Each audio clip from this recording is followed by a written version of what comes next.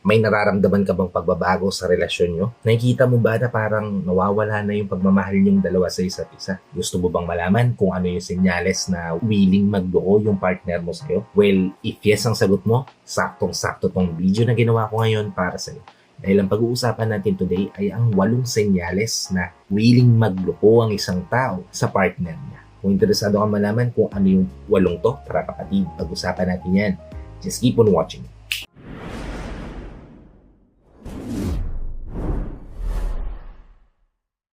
Hi, I'm Gary Opimo at gumagawa ako ng mga videos na katulad nito para matulungan ka na maging best version ng sarili mo at may bigay mo yung best self mo syempre sa taong mahal mo. Kaya kung bago ka pa lang dito sa channel ko, please consider liking this video.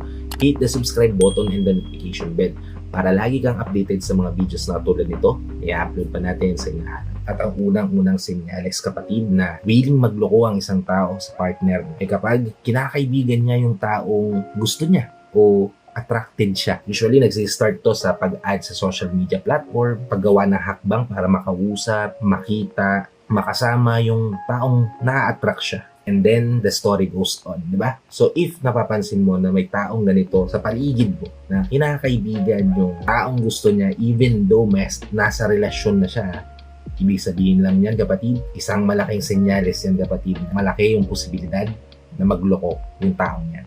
Okay? Proceed tayo sa ikalawa, which is kapag nagkakaroon ng problema yung relasyon, nag-iiba yung timpla ng tao. Nag-iiba yung pagkatao niya. Bigla siyang nagiging laging aborido, mainit ang ulo. In short, kabaliktaran ng taong nakilala mo. Kapag ganito yung partner mo or yung mga tao sa paligid mo na napapansin mo, or yung mga taong napapansin mo sa paligid mo, na kapag pagdating sa relasyon nyo, pag nagkaroon ng problema, bigla na lang nag-iiba yung mood niya. Bigla na lang parang hindi siya yung taong nakilala mo. Then kapatid, naghahanap na yan ng way para layuan ka, bitawan ka, iwasan ka. Yan yung malaking senyales na may posibilidad na magloko siya. Okay, proceed tayo sa ikatlo, which is kapag may contact pa rin siya sa mga nakaraang tao sa buhay niya, sa ex niya in particular. Kung ako yung tatanungin nyo kapatid, based on my opinion, ang mag-ex na kasi talaga ay hindi na yan pwedeng maging magkaibigan sa hinaharap o sa future.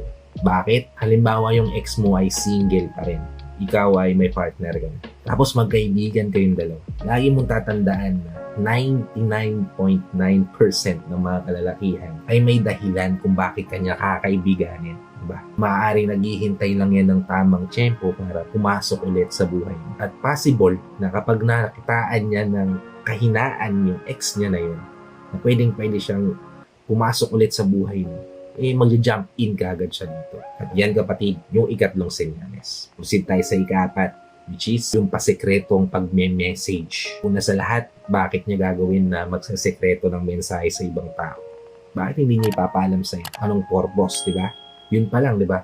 Hindi kita pinag-overthink. Magiging questionable lang talaga yung ganitong senaryo. Kasi bakit nga naman talaga, di ba? Kung wala naman silang dahilan para saktan ka, di ba? Wala silang willingness na bigyan ka ng heartache, di ba? Bakit nila gagawin na magsekretong mensahe sa iba? Lalo na kung opposite sex nila to. Kung wala siyang tinatago sa'yo, di ba? Yan yung ikaapat na senyales. And it's up to you kapatid kung paano mo susolusyonan kapag nasa ganyan ka ng sitwasyon. Ikalima, which is pagdidelete naman ng mensahe niya, pagdidelete naman ng mensahe ng ibang tao sa kanya. Ito na, may sekretong mensahe na nga Tapos nakikita mo na dinidelete niya pa, di ba? Bakit niya gagawin yun, di ba? Isang malaking question na naman to. Again, hindi kita pinag-overthink. Kasi kung walang tinatago yung taong mahal mo sa'yo, di ba?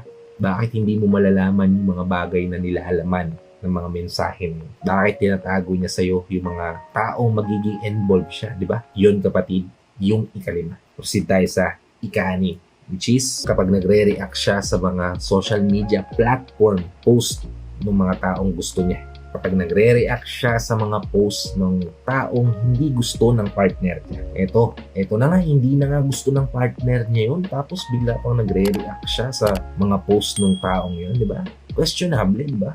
Katakataka kung bakit niya patuloy na ginagawa yun kahit alam niya na may sasaktan yung partner niya dito. Ibig sabihin lang nun kapatid, willing siyang i-risk yun para lang makapag-react mapansin ng taong nire-reactan niya, di ba? Yun kapatid, ang isa sa mga senyales na may tsansa, may posibilidad na magloko tong taong to sa partner niya. Okay, proceed tayo sa ikapito. Kapag nagko-complain siya palagi sa ibang tao tungkol sa partner niya. Ang issues ng relasyon ay dapat nire-resolba sa loob ng relasyon. Hindi nyo dapat yan sinishare sa ibang tao. Kasi imaginein mo kapatid, galit ka, masakit yung puso mo, tapos isishare mo sa best friend mo yung hinanakit mo rin sa taong yun. Ano magiging tingin sa kanya ng best friend? Even if maging maayos tong partner mo na to, bumawi siya sa pagkakamali, still yung best friend mo na yun, pwede kang sabihin mo, mag-ingat ka. Baka ginagawa lang niya yan dahil ganito, di ba? Na imbis na magiging maayos yung relasyon niya, mag-i-step back ka. Kasi naudyokan ka ng ibang tao. Di ba? Ganun kahalaga, ganun kasolem yung pagsasaayos ng problema sa relasyon sa loob lang ng relasyon. Now, kung ginagawa ng isang tao to na kinukomplain niya palagi yung partner niya sa ibang tao, ibig sabihin lang nun kapatid, pinuputol niya na yung privacy ng relasyon niyo. Sinasawalang bahala niya na yung nararamdaman ng partner niya para lang gumaan yung nararamdaman niya. Yan kapatid yung isa sa mga senyales na willing siyang bitawan tong taong to. Willing siyang magloko, maghanap ng iba. Lalo na kung nagain niya na yung insight ng mga tao sa paligid niya na tong partner niya palagi siyang nasasaktan, palagi siyang winawalang hiya, di ba? Pag nagloko siya, kasalanan na kaagad ng partner niya. Iyon yung ikapitong senyales. At ang ikawalo, nagtatago siya ng totoong status niya sa lahat, di ba? Social media platforms, mga close friends niya, di ba? Bakit itatago ng taong to yung status niya kung masaya siya rin sa relasyon niya at hindi siya willing na magloko, di ba? Dapat nga mas maging proud pa siya, naging partner na tong partner niya na to, di ba? Dahil isang way yon para ma-secure na sa kanya lang tong taong to. Na hindi...